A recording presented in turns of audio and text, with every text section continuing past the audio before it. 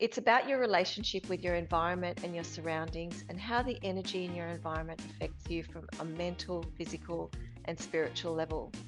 Hi, I'm Beth Beesky, the founder of More Time to Design and your host of the Design Dialogues podcast. I've been a designer for the last 12 years and I've run my own studio for 5, and I know how hard it is to run a successful business. You not only need to be great at designing, but you need to be great at all the other things as well. I created More Time to Design, a software platform to help designers run efficient studios, and I've created the Design Dialogue podcast to help us all learn together.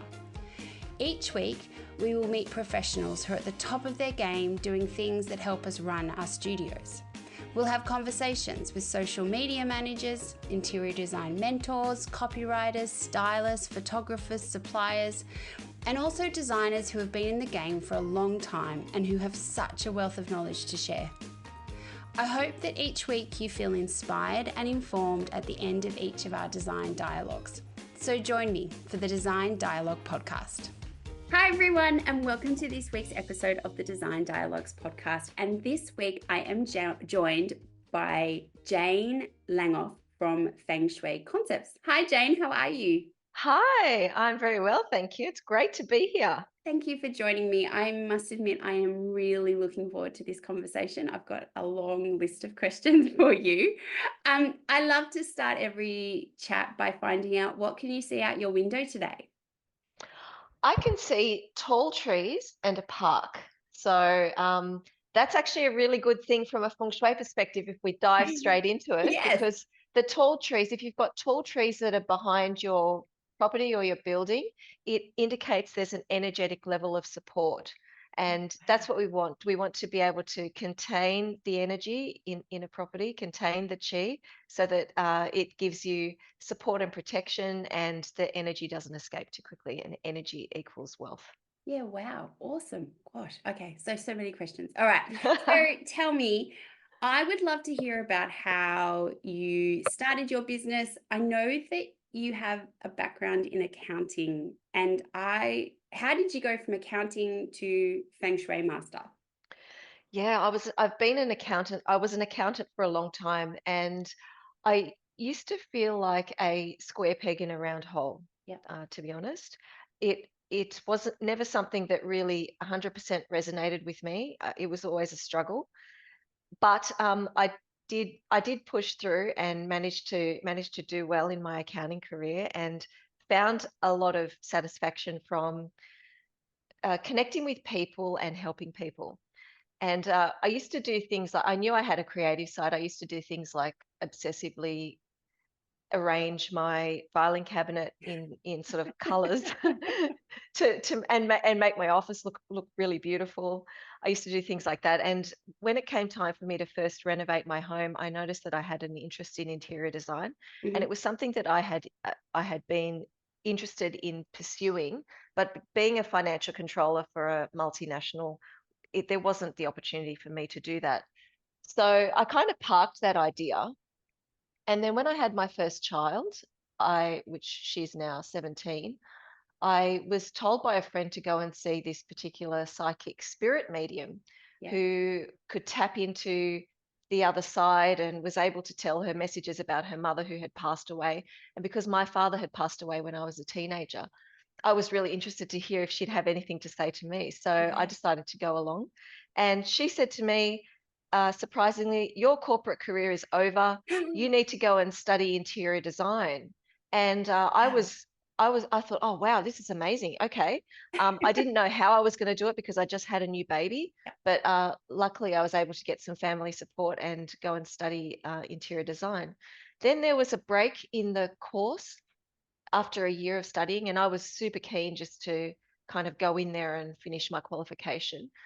And then after that year, I went back to the psychic, and she said to me, oh, don't worry about that. Now you need to study feng shui and combine the two, and it's going to be fantastic. And being in, with my sort of finance brain, I was thinking, hey, that's a good idea. It's good to be niche, have a niche and have a point of difference. So I'm going to go and do that. And I was really interested in it. But once I opened those textbooks, instead of it being interior design with a bit of Feng Shui flavor on the side, it ended up being the other way around. And I got immersed in the Feng Shui world. And now my Feng Shui brand is about Feng Shui with a design influence and something that is functional, practical, and aligned with the aesthetics of a space. Yeah, So wow. I've been doing that now for the past 16 years, and it's just been, I feel like it's my life's path and my destiny. Since then, I've gone back to the psychic, and she's actually now my friend Yeah. after that many years. We actually do some work together. That's Yeah. another story. Yeah. Uh, but she told me that I have a spirit guide who's an ancient Chinese master. So I feel like this has been something that I've been doing in past lives. So I That's really feel like awesome. it's my destiny to be on this path doing feng shui. That's awesome. Wow, what a journey. So Yeah. tell me, what is feng shui? So feng shui is the art of balancing the elements in a space to create the optimal flow of energy. It's about your relationship with your environment and your surroundings and how the energy in your environment affects you from a mental, physical, and spiritual level. Ancient Chinese masters discovered that various patterns of energy affected the human body and mind, Hmm. and some of those influences were favorable, while others were negative and brought about disturbances and obstacles.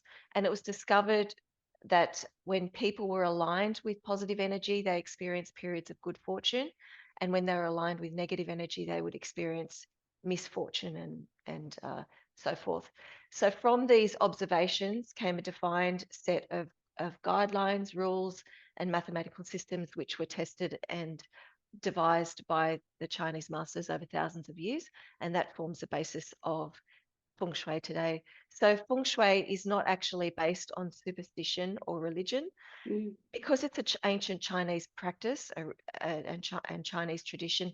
There are some Chinese superstitions that are aligned with feng shui that are associated with feng shui, Yeah. and but they are not true feng shui. Yeah, right. Okay. So So there are a lot of myths and misconceptions around feng shui about it being a superstitious practice, but so there's it's actually it's actually more of a I technical. was just going to say, so it's quite technical, which Yes. now makes total sense why someone with an accounting background, like I can see that alignment, like, yeah, the technical side of it.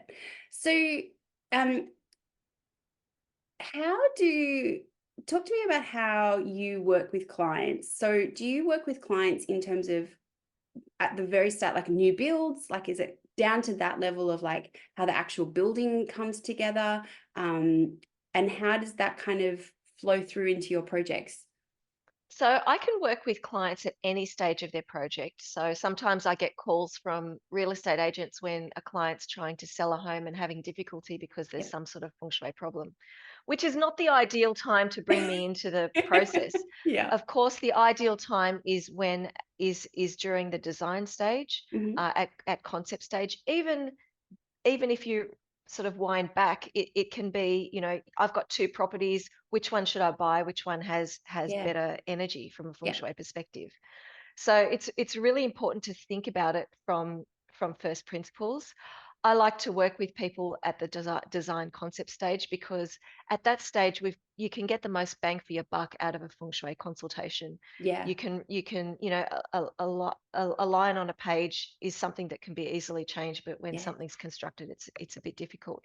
Yeah. And the way I work with a client is every building has an energetic map, which is like the horoscope of a home Yeah. that indicates how supportive the energy in a home is for their harmony, health, wealth, and relationships. And when I come in from a feng shui perspective, it's about analyzing that energy map and figuring out where the positive and negative energy sectors are and what to do to maximize the energy flow where possible. So I'll look at the where the wealth sector is, for example, and if we can, during a design consultation, try and align that with the front entrance of a building, Yeah. because that or with some sort of entrance or with a study, somewhere where we can activate it, or even the location of a water feature. Yeah. So there are different ways that you can approach that sort of way expanding and amplifying positive energy in a home, and also avoiding the negative energies, things like sickness, conflict, and what you can do by using the 5 elements to reduce the impact of that. And when I talk about the 5 elements, these are the 5 elements that are used in Chinese metaphysics, which are fire, earth, metal, water, and wood. And each of those elements relates to a particular color, shape, material, and so we can look at feng shui on an energetic level, which is an intangible level, where Hmm. we're using the elements to align the energies in a space. Yeah. And we also look at it from a physical level in terms of the physical layouts, and where a bed is placed, for example, where the lounge should be, where your study desk should be, to sort of enhance those aspects that we're looking to. Yeah, right. So it's really about kind of putting, I suppose, like I imagine, putting a study or a work area in the wealth zone makes a lot of sense because you kind of, that's where you kind of, doing, you want those two things to go together, obviously. Um, and then I suppose in the flip of that, like if there's negative energies, you don't want those, I don't know, around, say, the study, for example, like you don't want to put the study in that section kind of thing. Yes, but having said that, so that's looking at the intangible layer, but you need to also consider the practicalities of it as well. So Yeah, if the study is in a place that's really that's got mold, or it's really dark or yeah, horrible, even if the intangible energy map says that it's a place where there's good energy, you must consider all of those physical aspects as well. yeah, wow. So sometimes people fall into the trap of just solely relying on these feng shui formulas, and not thinking about the practical side of things and where's the path of the sun. And that's where feng shui and design go together so well, and where a feng shui consultant can really add value to the work of an interior designer, and both need to be considered for, Yeah, and for, for a space to be really successful. yeah, and so I suppose in terms of interior designers, um, like as you said, the best time to bring any consultant on is at the beginning of a project. Unfortunately, it doesn't always happen, and I'm sure many interior designers will be like, "Yes, why didn't they bring us on at the start?" Um, and how do you work with interior designers? Is it kind of, it's a very, I'm assuming it's a very collaborative approach. Yeah, that's right. It's really collaborative. I come in not being there to take over.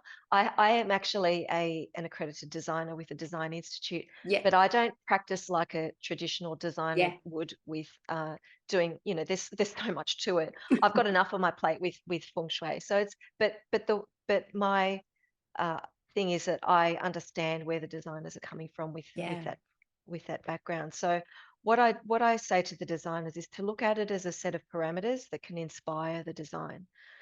So I can work with them at the start, or later on in the project, where if the design is already set, DA is signed off, and all that sort of thing, and we're not ready to change anything, or even if construction has occurred, I can come in and suggest the various elements that need to go in certain spaces that can then inspire the design aesthetic. So, for example, let's say you've got a bedroom that's in an area that has sickness energy.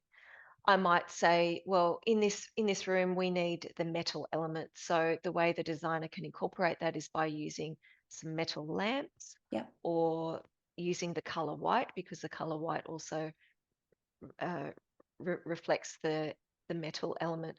yeah. Or there could be some metallic accents in furniture. Yeah, and that's a really interesting point because I was just going to ask. So obviously, like there's the physical layout of the house and different zones being, but does it also come down to like the materials that are used and the fabrics and color and all that kind of stuff? So that plays a part as well.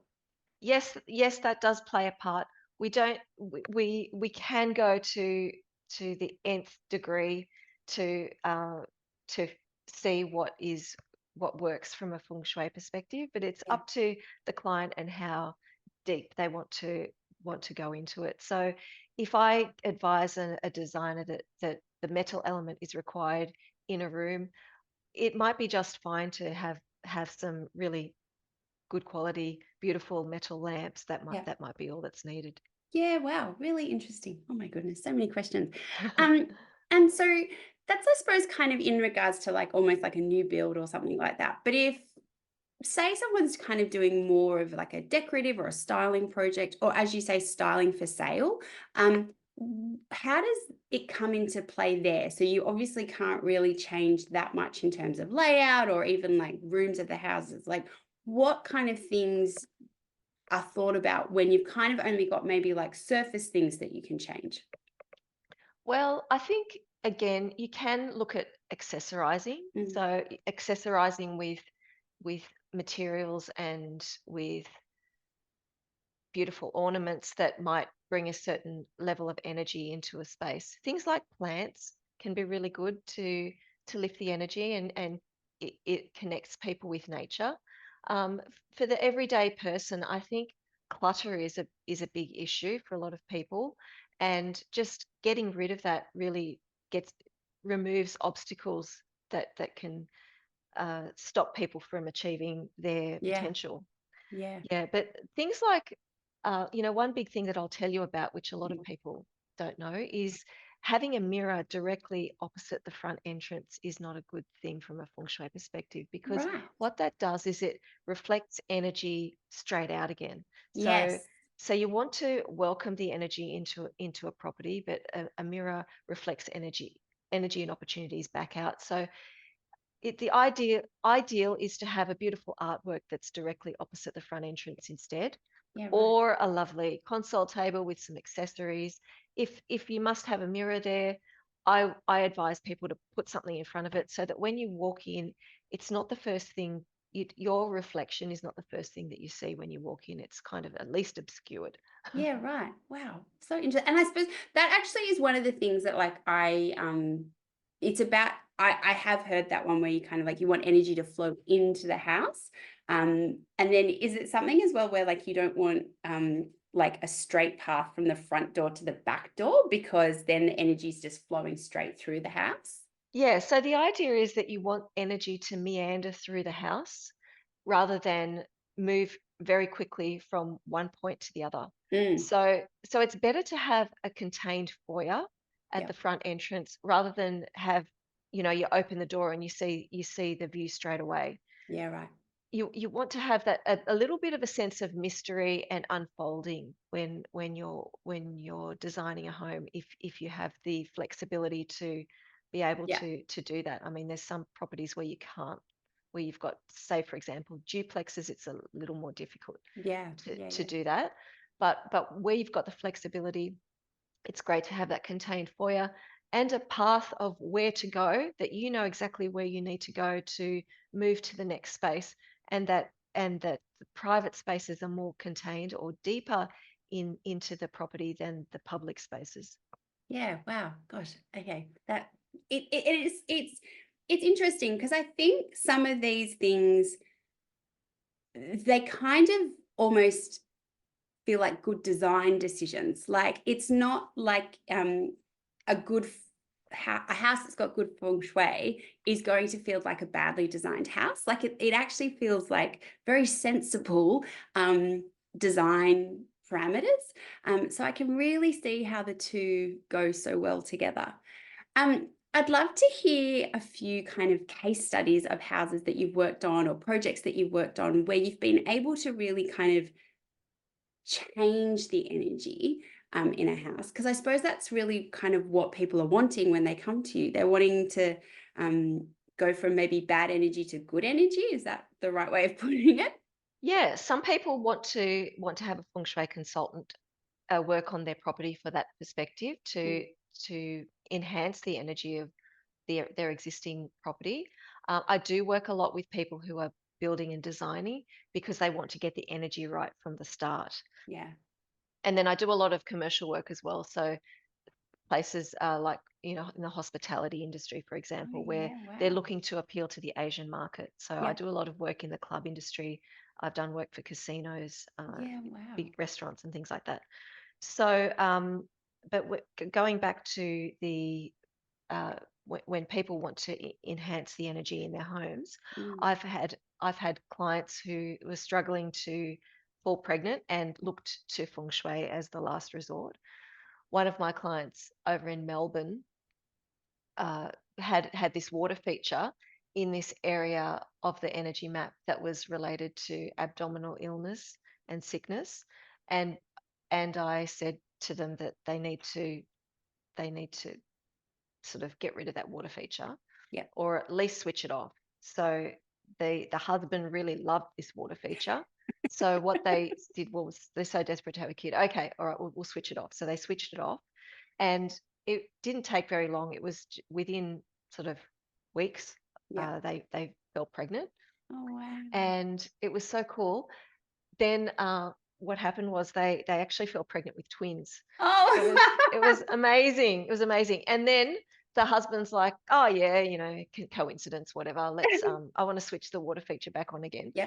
Gosh, So you really must have loved this water yeah, feature. I really loved the water feature. So switched it back on again months into the pregnancy. And she ended up my client ended up having some uh, early contractions, Yep. and then they freaked out and switched it back off again, and then they ended up having two very healthy kids. So that was Yeah, really cool. wow. That was just a beautiful story. I love that story. That's really lovely. I have another client who was struggling with her work, and she was in this little study that was in the center of her home that had no windows. Not a lovely space, a beautifully designed space, but it wasn't really bringing her much inspiration. And I Yeah. suggested to her that she moves her work to a dining area, which was overlooking a beautiful pool and overlooking an nature. And because if you do have a view out to nature, it's inspires your creativity. So, and I put her in a zone as well that was very good for wealth Yeah, wow. and that sort of thing. And she ended up writing some children's books, and she got multiple publishing deals. So she Wow. was a massive success story. That's awesome. Yeah, and then there's another one I'll tell you, Yeah. who but this guy wasn't a client of mine. He was somebody that I met at a property seminar, and he's on the other side of the coin. He was a developer, and Yeah. he was developing this property in Hurstville, which is a part of Sydney that appeals very much to the Asian demographic.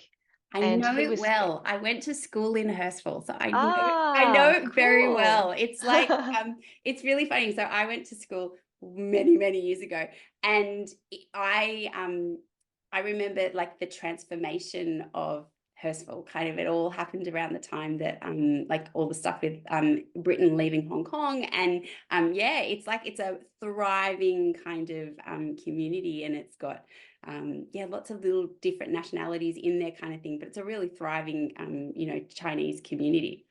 Yeah, Hurstville's amazing. And but this guy had no clue about feng shui, didn't even know what the hell it was. And he developed this property which was meant to be a guaranteed money spinner. Yeah. And there were some major feng shui issues with the design. And when it came time to sell, the real estate agents said, people don't even want to come in. Like Mm, they're looking at the plan and discounting it right from the start. yeah. And he basically lost everything and had to go and move back in with his mum and dad. So that was that. And when he met me, he said, "Next time we'll definitely be working together," because yeah, it was a very much a tale of regret of And that's of not incorporating feng shui into the yeah. design. And that's such an interesting point because I think, there'll be designers who are listening to this who work with developers who have a target market. And, as I said, Hurstville is an area where there's been a lot of migration of, Asian cultures too. And I mean, it's very similar to the area that I'm in at the moment. And it's knowing your market. So even if developers will just, group them together, maybe they're like, oh, feng shui, like that's just, like airy fairy stuff. It's actually really important because if that's what your target market is going to be considering, even if you don't think it's important, you're missing a massive opportunity. And as you say, like, they're not even going to come through it because it's a value that they align with. So I think it's really important, if you're working in an area where there's a large Asian population who could be your target market, taking these things into consideration are so important. Exactly. I often tell people that it doesn't matter whether you believe in feng shui or not, Mm, that it's important to many people in the community. And it's not just Asian, the mm, Asian demographic as well. With the booming wellness industry, feng yeah. shui is very much aligned with that. And there are so many people that I work with who are just, typical Aussies Yep. that just want to make sure that they're incorporating the best energy that they can for their families when they're building their homes. Yeah, definitely. Definitely. Yeah. So I think knowing your target market is so important.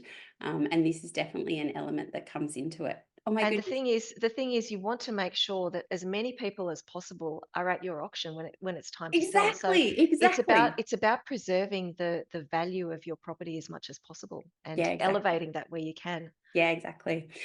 So I would love to chat to you. I'm going to do like a bit of a 90 degrees on this combo, because before we started recording, which I'm very guilty of, we were chatting about life as working mums. And I really loved your take on it, because it's something that, we're recording this at the end of the school holidays.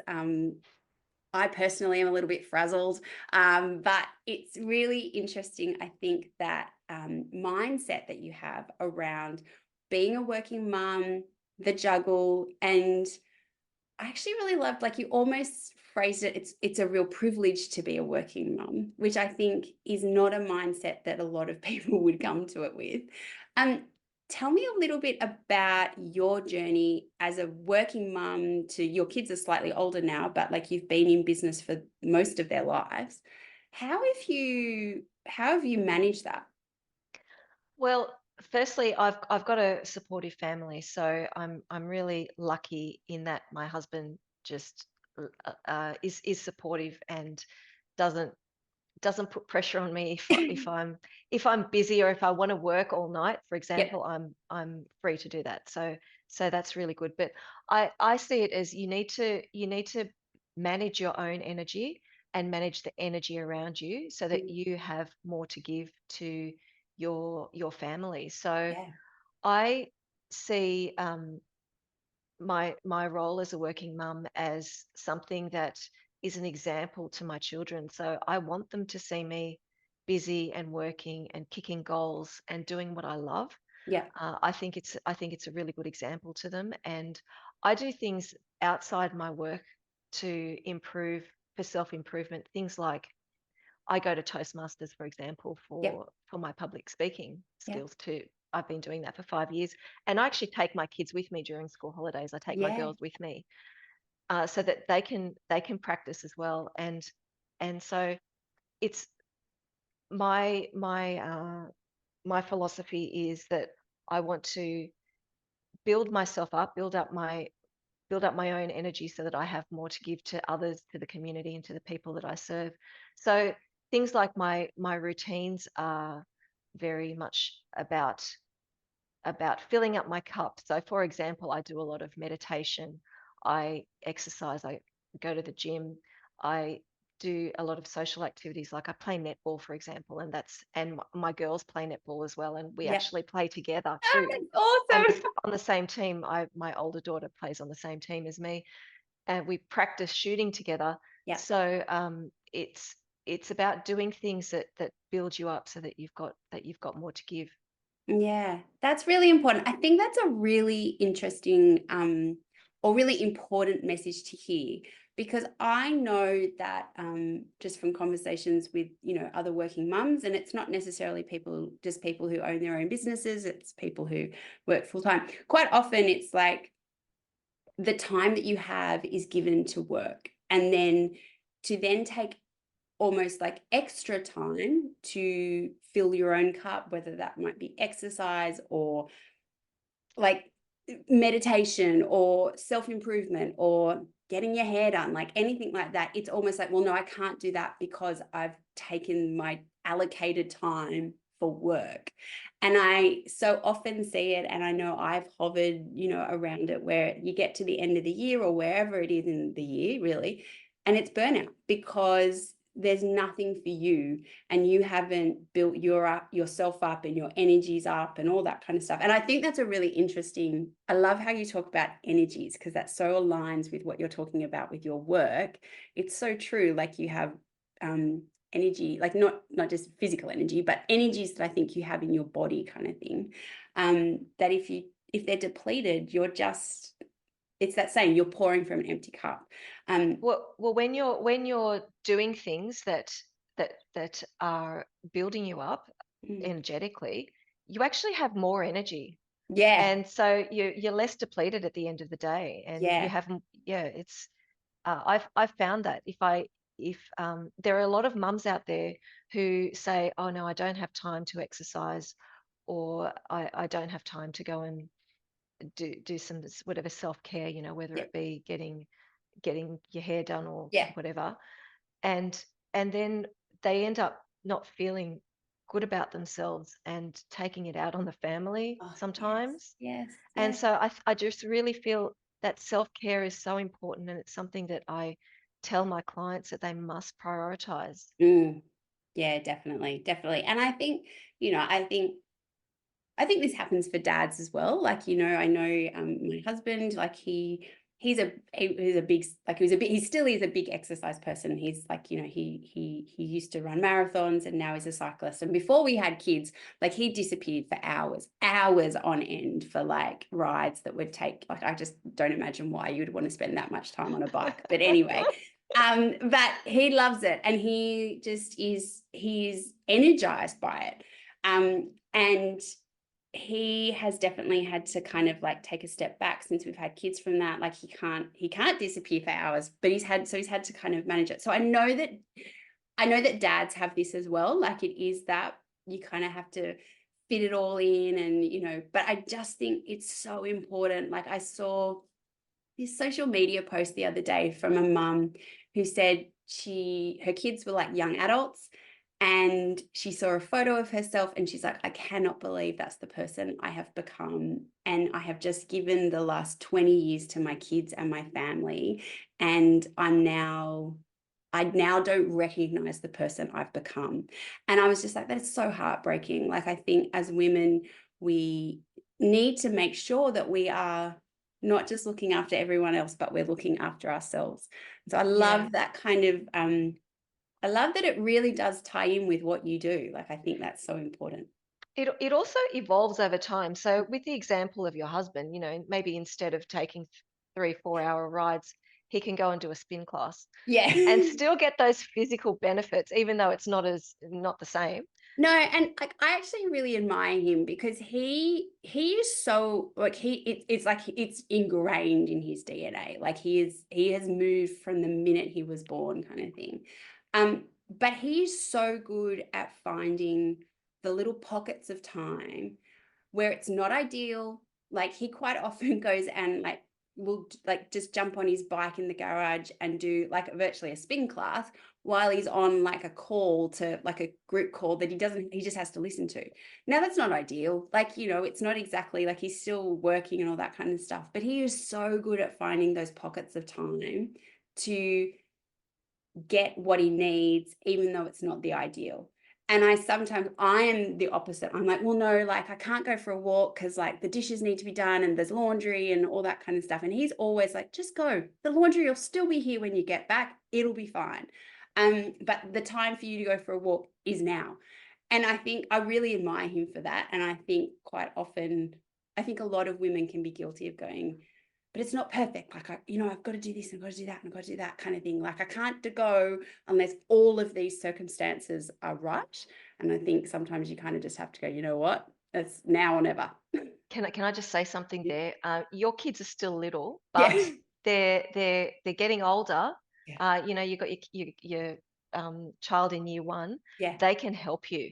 Oh, yes. So get them starting to do chores, and that's what I did with my girls. Yeah. I started them doing chores from day one. Like Yeah. as soon as they had toddler beds, they had to make their beds every Yeah. day. Yeah. They Yeah. had to clean up their own mess.